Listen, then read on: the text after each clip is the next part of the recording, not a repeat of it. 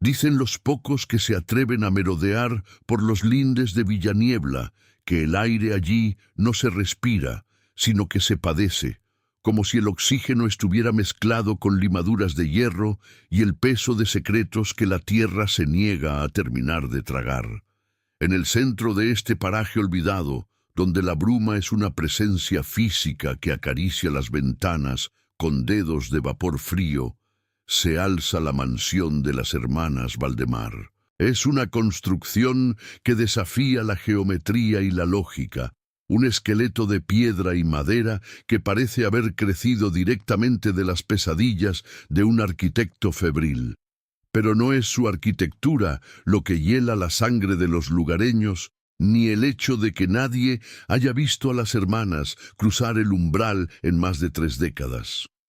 Lo que realmente perturba, lo que genera susurros en las tabernas de los pueblos vecinos, es el gran espejo del salón principal, una pieza de azogue antiguo y marco de ébano tallado que, según cuentan las malas lenguas, ha dejado de cumplir su única función biológica y física. El espejo no refleja, o, mejor dicho, no refleja lo que debería estar frente a él. Imaginen por un instante la sensación de pararse frente a una superficie pulida, esperar ver el contorno de su propio rostro, la línea de su mandíbula, el brillo de sus pupilas, y encontrar en su lugar un vacío absoluto. Una ventana hacia una habitación idéntica, pero sumida en una penumbra que no obedece a las leyes de la luz solar. Esa es la realidad que habitan Elena y Martina Valdemar, 2 mujeres que se han convertido en las guardianas de un umbral que nunca debió ser descorrido. La mansión de Villaniebla no siempre fue un mausoleo de sombras. Hubo un tiempo, antes de que la bruma se volviera perpetua, en que sus jardines rebosaban de azucenas y el sonido del piano llenaba las tardes de verano. Sin embargo, la decadencia no entró por la puerta principal, sino que se filtró por las grietas de la vanidad y la desesperación. Elena, la mayor, poseía una belleza que muchos calificaban de antinatural, una palidez de porcelana que parecía absorber la luz del entorno. Martina, la menor, era su sombra fiel, su reflejo en vida, unida a su hermana por un vínculo que rozaba lo patológico. Tras la muerte de sus padres, en circunstancias que el registro civil prefirió archivar bajo el epígrafe de accidentes inexplicables, las hermanas se recluyeron. Fue entonces cuando el espejo llegó a la casa. No fue comprado en una subasta elegante ni heredado de un pariente lejano. Apareció una mañana de octubre, envuelto en arpillera podrida y oliendo a agua estancada, dejado en el porche por alguien que no dejó huellas en el barro. Desde el momento en que desembalaron el objeto, el ambiente en Villaniebla cambió.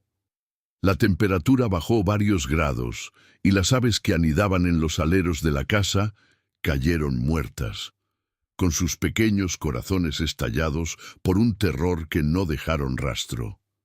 El conflicto comenzó de manera sutil, casi imperceptible. Elena fue la primera en notar que su reflejo no seguía sus movimientos con la precisión habitual. Había un retraso de milisegundos, una descoordinación mínima que solo un ojo obsesivo podría detectar. Ella levantaba la mano para arreglarse un mechón de cabello y, en el espejo, su mano tardaba un suspiro más en ascender. Al principio lo atribuyó a la fatiga, a las largas horas de vigilia leyendo tomos de ocultismo que su padre había ocultado tras las paredes falsas de la biblioteca. Pero la anomalía creció. En una semana, el reflejo de Elena dejó de imitarla por completo.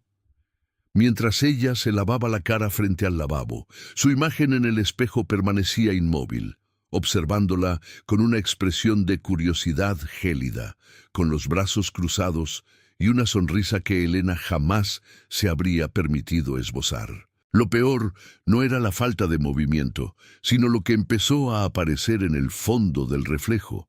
La habitación que se veía tras el cristal ya no era el baño de la mansión. Las paredes eran de una piedra húmeda y negra, y por el suelo corrían insectos de patas demasiado largas que no existen en el mundo natural.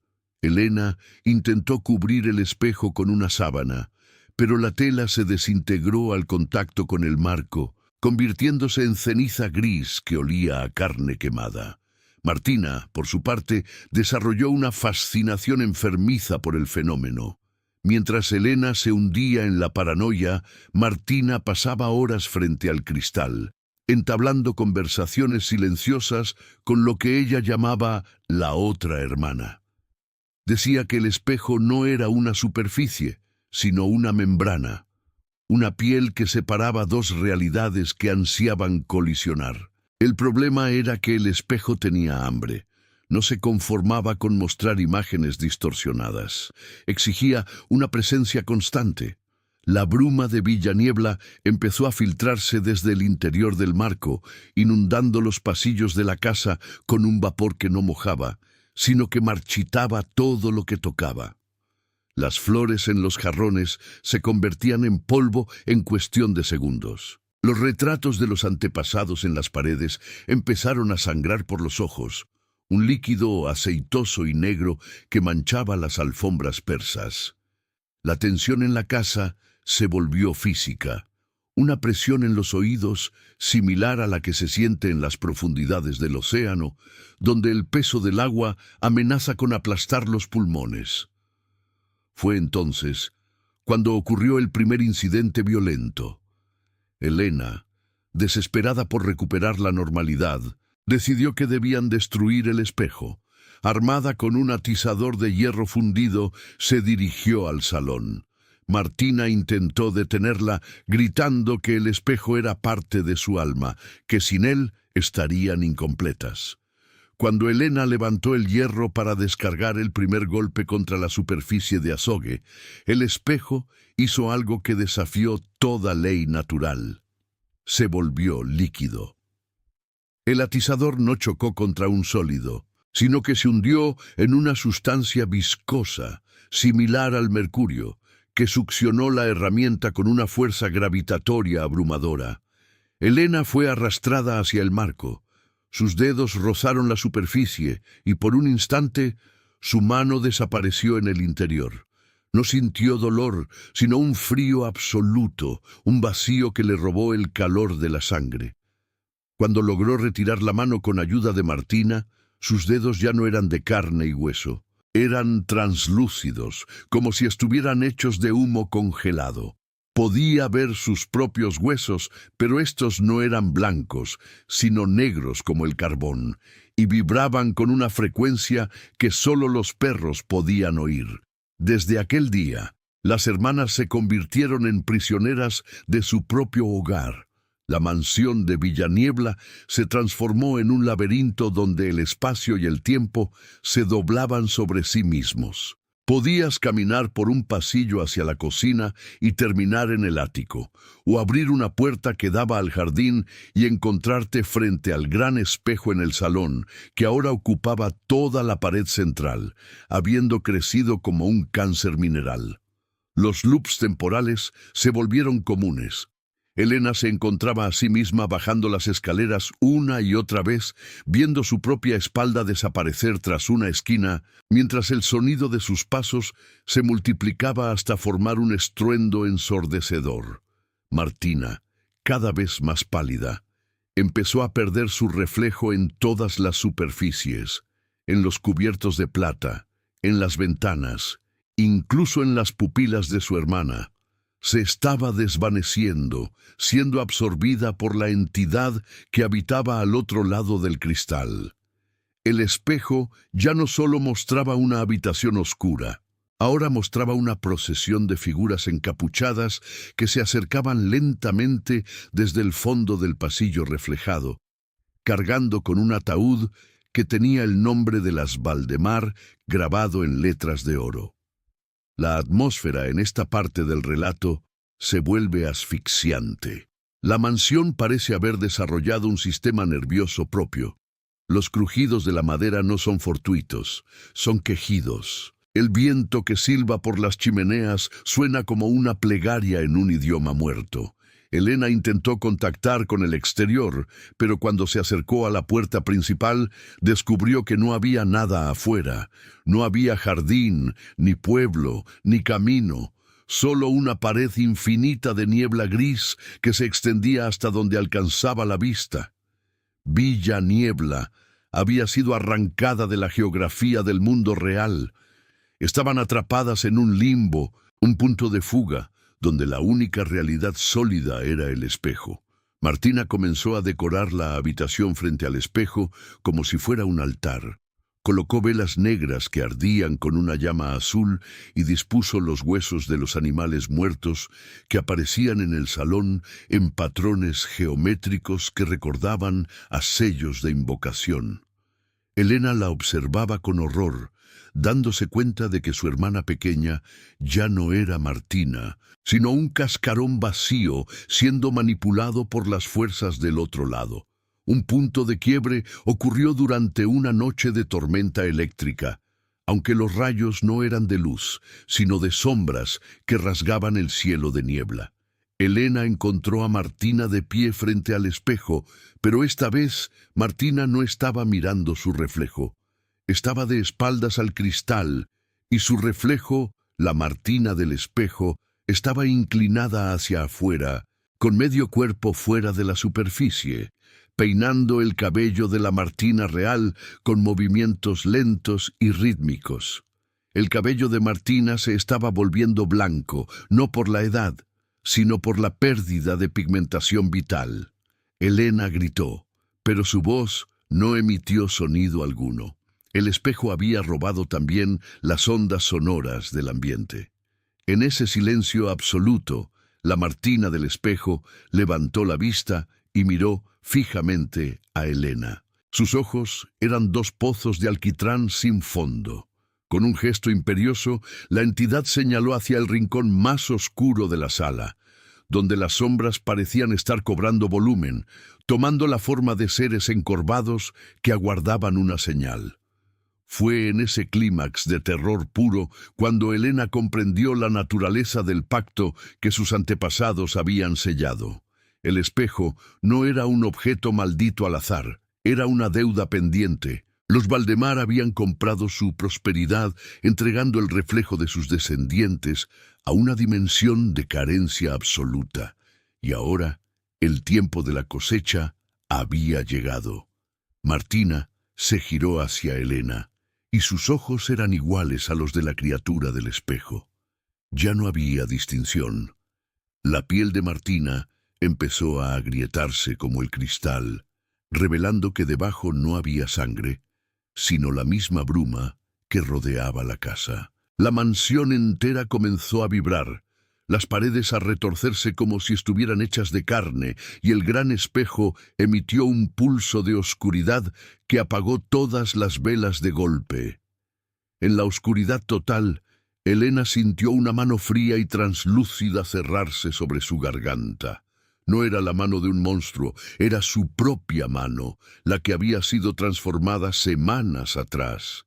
Su propio cuerpo la estaba traicionando, actuando por voluntad del espejo. Mientras perdía la conciencia, escuchó una voz que no venía de sus oídos, sino de dentro de su cráneo.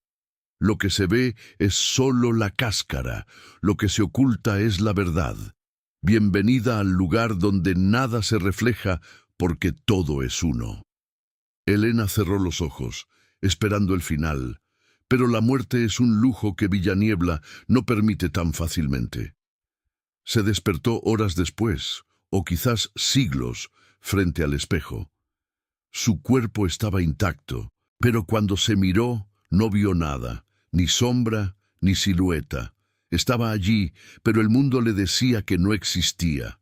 Martina estaba a su lado, sentada en el suelo, meciéndose de adelante hacia atrás, tarareando una canción de cuna que sonaba a estática de radio. Este es solo el comienzo del descenso. La fundación del horror ha sido establecida. El espejo ha reclamado su tributo inicial, pero el hambre de lo que habita en Villaniebla es insaciable. Las hermanas Valdemar ya no son dueñas de su destino. Son piezas en un tablero de ajedrez cuyas reglas cambian con cada parpadeo. Si quieres descubrir qué hay más allá del cristal, si deseas saber si Elena logrará recuperar su esencia, o si Martina se convertirá en la puerta definitiva para lo que aguarda en la niebla, debes acompañarnos en la siguiente etapa de esta pesadilla. El espejo te está observando ahora mismo. ¿Estás seguro de que lo que ves en él es realmente tu reflejo? No apartes la vista, pues el vacío se alimenta de tu distracción. Si te atreves a continuar, prepárate para la parte 2, donde los secretos de la familia Valdemar saldrán a la luz. Una luz que no ilumina, sino que quema. Comparte este relato si sientes el frío de Villaniebla en tu nuca y suscríbete para no perderte el próximo capítulo de esta trilogía de horror absoluto. El espejo espera por ti. La atmósfera en el interior de la mansión de las hermanas no era simplemente aire estancado, sino una densidad física, una sustancia que parecía tener memoria y peso, oprimiendo los pulmones de cualquier intruso que se atreviera a profanar el silencio de Villaniebla. Al cruzar el umbral, la percepción de la realidad comenzaba a fracturarse, pues las dimensiones de las estancias no guardaban relación lógica con la arquitectura exterior del edificio. Los pasillos se estiraban como extremidades de una criatura en agonía, y las sombras, lejos de ser la ausencia de luz, parecían poseer una autonomía propia, moviéndose con una lentitud predatoria por las esquinas del techo. El frío no era una cuestión de temperatura, sino una succión constante de vitalidad que emanaba de las paredes recubiertas de un papel tapiz cuyo patrón de flores marchitas parecía reorganizarse cuando nadie lo miraba directamente. El olor que impregnaba cada rincón era una mezcla asfixiante de ozono, rosas secas y algo mucho más antiguo, algo que recordaba a la tierra removida en un cementerio tras una lluvia torrencial. Allí, en el corazón de esa penumbra, se encontraban ellas, las hermanas, cuyas figuras se recortaban contra la penumbra como siluetas recortadas en papel negro, carentes de relieve, pero cargadas de una intención que helaba la sangre. Ágata, la mayor, se movía con una rigidez mecánica, sus articulaciones emitiendo chasquidos que recordaban al crujir de la madera vieja bajo la presión de un invierno implacable. Su rostro, envuelto en una palidez que bordeaba lo traslúcido, mantenía una expresión de serenidad imperturbable, una máscara de porcelana que ocultaba un abismo de conocimientos prohibidos. Clara, por el contrario, era un manojo de movimientos nerviosos y espasmódicos, sus dedos largos y afilados siempre jugueteando con los pliegues de su vestido de encaje negro, un vestido que parecía absorber la luz a su alrededor. No hablaban con palabras articuladas, sino con una suerte de resonancia que vibraba directamente en los huesos de quien las escuchaba, una cacofonía de susurros solapados que obligaba a la mente a buscar patrones donde solo había caos.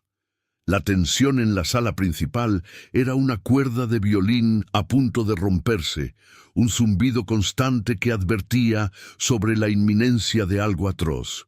El conflicto no residía solo en su presencia, sino en el vacío que dejaban a su paso, un rastro de inexistencia que consumía los colores y los sonidos de la casa.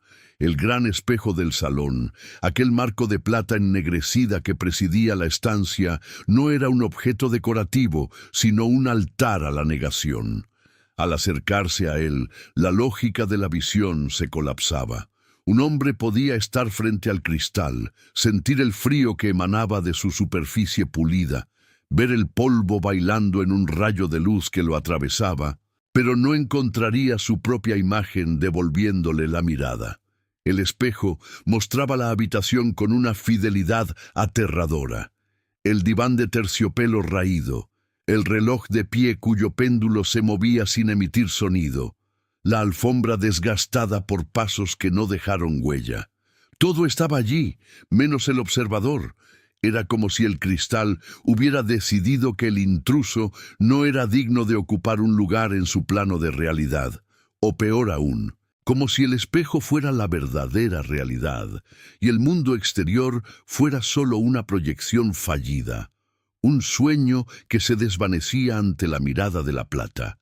La ausencia de reflejo generaba un vértigo ontológico, una sensación de que, si uno permanecía allí demasiado tiempo, su propio cuerpo comenzaría a volverse transparente, a perder masa y propósito hasta convertirse en uno de los jirones de niebla que acechaban fuera de las ventanas. Las hermanas no parecían perturbadas por este fenómeno. Para ellas, la transparencia era el estado natural del ser. Se deslizaban frente al espejo sin siquiera lanzar una mirada de soslayo, como si supieran que no hay nada que ver cuando no hay nada que ocultar. O quizás porque ya habían entregado su imagen a algo mucho más oscuro hace décadas. El desarrollo de esta anomalía no se limitaba a la falta de reflejo. A medida que los minutos se dilataban en ese espacio sin tiempo, el espejo comenzaba a mostrar cosas que no estaban presentes en la habitación física. Una tercera hermana, una figura borrosa y encorvada que nunca aparecía en el mundo tangible, se materializaba en las profundidades del cristal, barriendo un suelo que no existía, susurrando oraciones en un idioma que sonaba como el roce de escamas sobre piedra. El terror no emanaba de lo que faltaba, sino de lo que sobraba, de esas intrusiones de un plano de existencia que no debería tener puerta de acceso a nuestro mundo. Las sombras en el espejo no seguían a las luces del salón, sino que se movían según su propia voluntad, extendiendo dedos de oscuridad hacia el marco de plata, como si intentaran abrirse paso hacia el exterior. El aire comenzó a vibrar con una frecuencia que hacía sangrar los oídos, un tono puro y punzante que parecía ser el grito silencioso de la materia siendo despojada de su esencia. Fue entonces cuando Ágata se detuvo frente al espejo, su figura rígida proyectando una sombra que, a diferencia de ella misma, sí aparecía en el cristal, pero la sombra no imitaba sus movimientos. Mientras la Ágata de carne y hueso permanecía inmóvil, su reflejo sombrío en el espejo comenzó a girar la cabeza lentamente, revelando unos ojos que no eran más que cuencas llenas de una luz blanca y cegadora. El reengagement con el horror fue inmediato. No se trataba de una casa encantada, se trataba de una trampa metafísica, un lugar donde la identidad era cosechada para alimentar al espejo. Cada vez que alguien miraba el cristal y no veía su reflejo, una parte de su alma se quedaba atrapada en la amalgama de plata y mercurio, sirviendo de sustento a las hermanas y a la entidad que habitaba en las profundidades de la mansión. El clímax de esta progresión llegó cuando Clara comenzó a cantar una melodía sin armonía, una serie de notas que desafiaban la estructura de la escala musical humana. Con cada nota, el espejo parecía jadear, su superficie volviéndose líquida, ondulando como el agua de un pozo al que se ha arrojado una piedra. Las imágenes dentro del cristal empezaron a deformarse. Los muebles de la habitación reflejada comenzaron a derretirse y a transformarse en rostros humanos, rostros de aquellos que habían desaparecido en Villaniebla a lo largo de los siglos, sus bocas abiertas en un grito eterno y mudo. El vacío que el espejo proyectaba comenzó a desbordarse, una oleada de no existencia que empezó a lamer los pies del observador, borrando la sensación del suelo, de los zapatos, de la propia piel. Era un proceso de borrado sistemático, una aniquilación que no dejaba cicatrices porque eliminaba la historia misma de lo que tocaba. Ágata extendió una mano hacia el cristal y por un instante la barrera entre el aquí y el allá se volvió tan fina como el ala de un insecto. Su mano no chocó contra la superficie dura, sino que se hundió en ella, provocando ondas concéntricas de oscuridad que se expandieron por toda la habitación.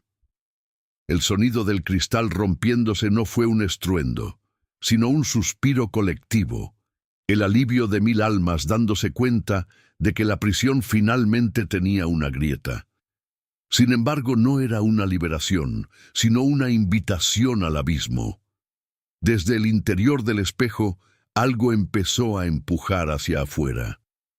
No eran manos, ni garras, sino una voluntad pura y malévola que buscaba un cuerpo que habitar, una forma que le permitiera caminar de nuevo bajo la luz del sol, aunque esa luz fuera filtrada por la niebla perpetua de la villa. La tensión alcanzó un punto de ebullición cuando la figura borrosa de la tercera hermana en el espejo puso su mano sobre el reflejo de la mano de Ágata, y el contacto produjo un destello de oscuridad tan intenso que por un momento el mundo entero dejó de existir. Las hermanas de Villaniebla no eran las guardianas del espejo, eran sus prisioneras más antiguas y al mismo tiempo sus cómplices más devotas.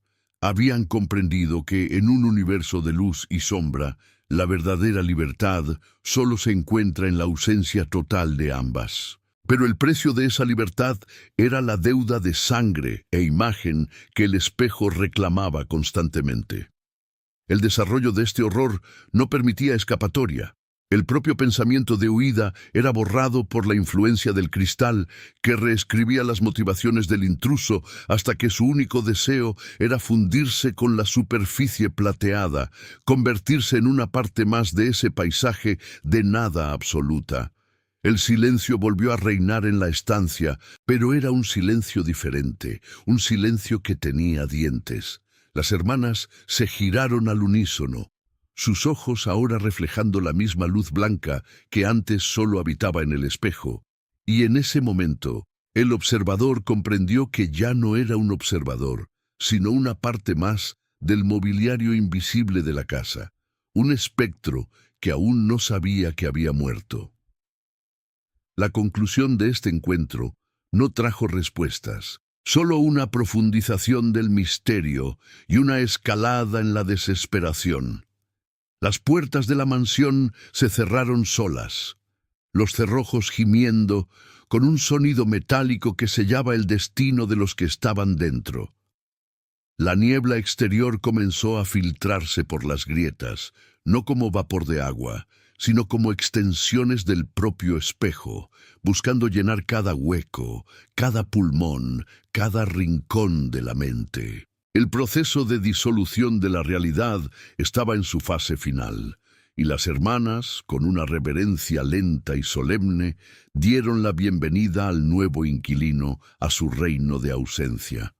El espejo, ahora tranquilo y liso como un lago de mercurio, esperaba pacientemente la próxima mirada, el próximo rostro que se perdería para siempre en su profundidad sin fondo, mientras las sombras de la habitación comenzaban a susurrar el nombre de aquel que acababa de dejar de existir para el mundo exterior.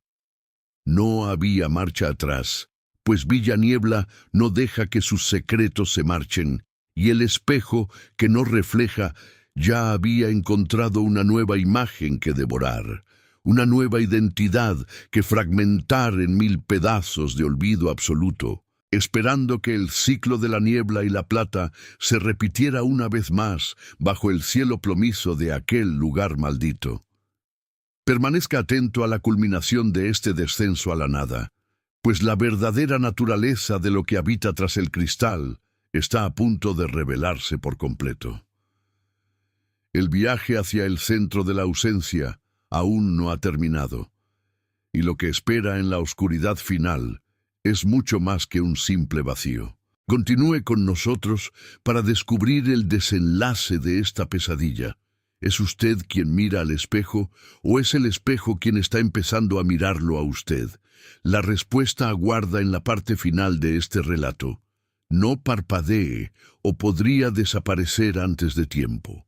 La primera grieta no se manifestó en el cristal azogado que presidía el salón de los banquetes olvidados, sino en la mismísima estructura del alma de Helena, quien observaba con un horror paralizante cómo su hermana, Beatriz, dejaba de ser una criatura de carne para convertirse en un recordatorio bidimensional de todo lo que la muerte reclama.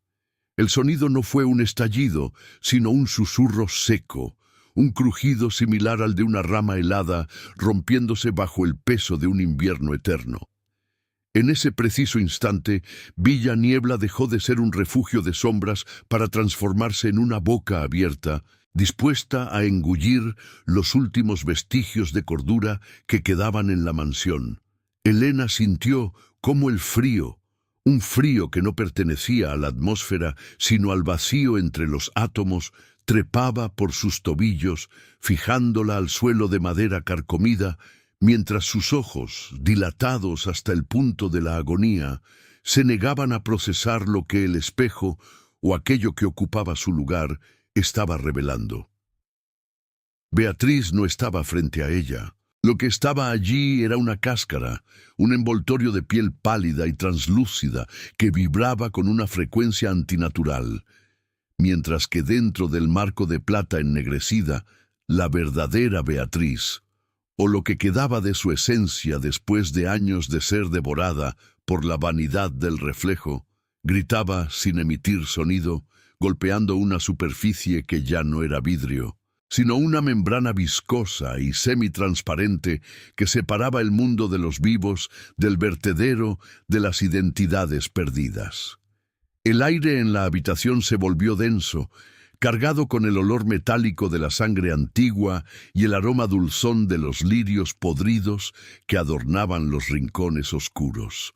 El segundo gancho de esta pesadilla se clavó en la garganta de Helena cuando comprendió que la niebla que rodeaba la villa no era un fenómeno meteorológico, sino la exhalación de ese mismo espejo, un aliento gélido que buscaba expandirse para cubrir el mundo con su manto de olvido. Cada vez que una de las hermanas se había mirado en busca de consuelo, el espejo había arrancado un trozo de su historia, un fragmento de su memoria, hasta dejarlas como meros ecos en un pasillo de espejismos. Villa Niebla, en su aislamiento geográfico y espiritual, se erigía sobre un suelo saturado de secretos que la familia Niebla había intentado sepultar bajo capas de protocolo y seda. Pero el espejo, ese objeto traído de las tierras baldías del este por un ancestro que cambió su sombra por poder, ya no estaba satisfecho con retener imágenes. Ahora deseaba la sustancia misma de la existencia. La tensión escalaba con cada segundo de silencio absoluto. Un silencio que hería los oídos, roto únicamente por el goteo rítmico de algo denso que caía desde el marco del espejo hacia la alfombra, tiñéndola de una oscuridad que devoraba la luz de las velas. El conflicto que se había gestado durante generaciones alcanzaba su punto de ebullición.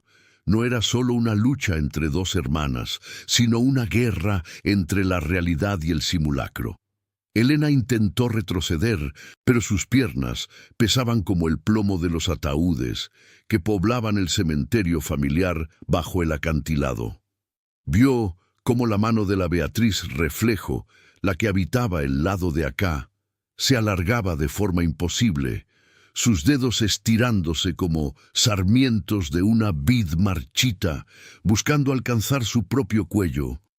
Los bucles de misterio que habían permanecido abiertos durante décadas comenzaban a cerrarse con una violencia traumática. ¿A dónde habían ido realmente sus padres aquella noche de tormenta hace 20 años? La respuesta emergió de las profundidades del cristal. No se habían marchado, no habían huido. Estaban allí, formando parte de la amalgama de rostros distorsionados que servían de fondo a la figura central del espejo. Sus ojos, despojados de iris, miraban a Helena desde el otro lado, advirtiéndole que el ciclo estaba a punto de completarse, El espejo no era un portal, sino un estómago, y Villaniebla era el plato donde se servía la última cena de la linaje de los Niebla. La progresión de la escena se volvió frenética. El suelo empezó a ondularse como si la casa misma estuviera sufriendo una convulsión. Los cuadros de los antepasados, colgados en las paredes laterales, comenzaron a sangrar un hollín negro que cubría los marcos dorados, mientras las voces de 1000 generaciones susurraban verdades inconfesables al oído de Helena. Le decían que ella era la última, la pieza final de un rompecabezas de dolor que debía encajar para que el espejo pudiera finalmente cerrarse y consumir todo a su alrededor. Hubo una interrupción súbita en el patrón del horror cuando por un instante la luz de la luna atravesó la densa niebla exterior y golpeó directamente el centro del cristal. Por un segundo, la oscuridad retrocedió, revelando la maquinaria de sombras que operaba detrás de la realidad, una red de hilos de plata que conectaba el corazón de Helena con el centro del espejo. Ella no era una observadora externa. Ella era parte de la fuente de energía que mantenía viva a la entidad. El miedo se transformó en una comprensión helada. Para destruir al monstruo debía destruirse a sí misma, pues su propia identidad era el combustible de la maldición. Sientes el latido de la mansión, ¿verdad? Ese pulso sordo que resuena en la base de tu cráneo mientras las sombras de la habitación parecen cobrar vida propia. Helena también lo sentía, pero con una intensidad que amenazaba con deshacer sus nervios. El reenganche con la realidad se volvía imposible.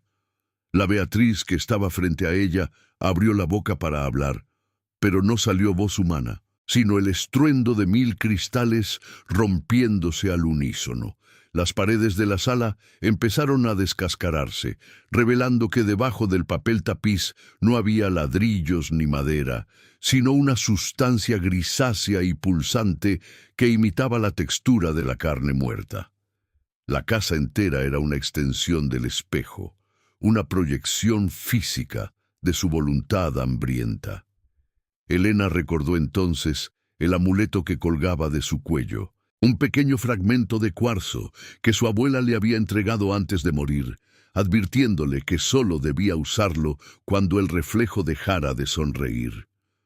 Con manos temblorosas, lo arrancó de la cadena, sintiendo cómo el calor del mineral contrastaba con el frío absoluto de la sala. El clímax estalló cuando Helena, en un acto de desesperación final, no intentó huir, sino que se lanzó hacia adelante, hacia su hermana impostora, clavando el cuarzo directamente en el lugar donde debería haber estado el corazón de la criatura. En el momento del impacto, el tiempo pareció detenerse. La gran revelación se desplegó ante sus ojos. No había una otra hermana. Nunca la hubo. Beatriz había muerto el día que llegaron a la villa y Helena había pasado años proyectando su propia soledad en el espejo, creando un doppelgänger para no enfrentarse a la vacuidad de su existencia en aquel lugar maldito. El espejo no la estaba engañando. El espejo solo estaba devolviéndole la mentira que ella misma había alimentado. Al clavar el cuarzo en la ilusión, Helena estaba apuñalando su propia psique, rompiendo el velo que ella misma había tejido.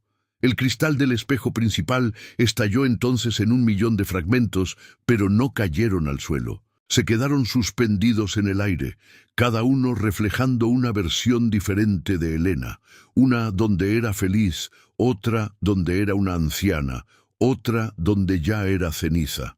La destrucción fue total.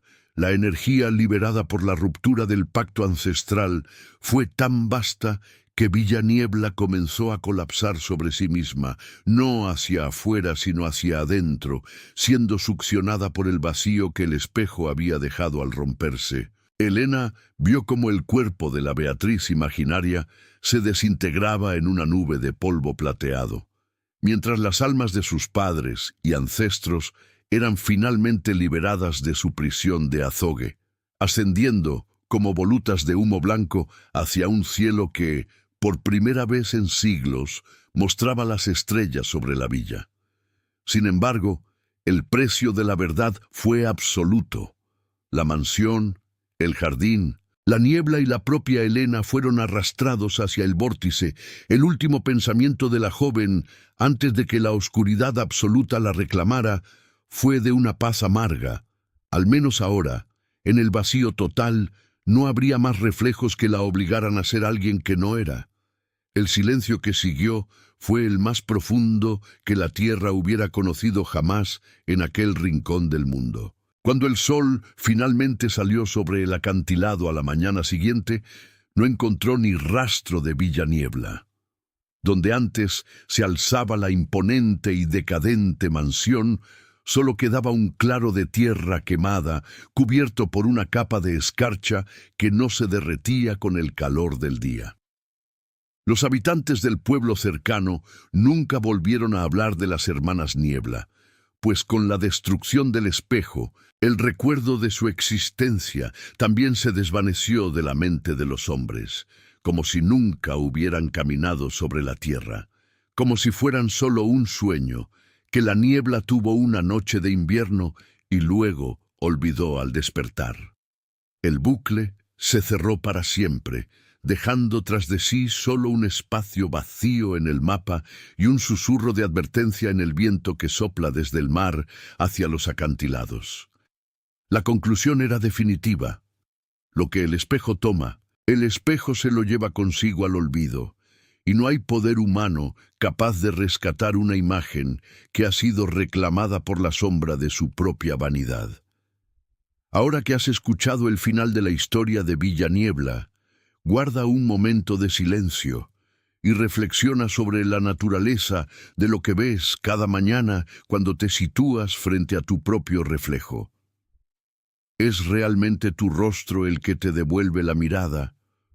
¿O es algo más, algo que espera pacientemente a que un día, en un descuido de tu alma, decidas invitarlo a pasar a este lado? No confíes en la fidelidad de la plata, ni en la claridad del cristal, porque detrás de cada superficie pulida acecha el hambre de lo que no tiene forma.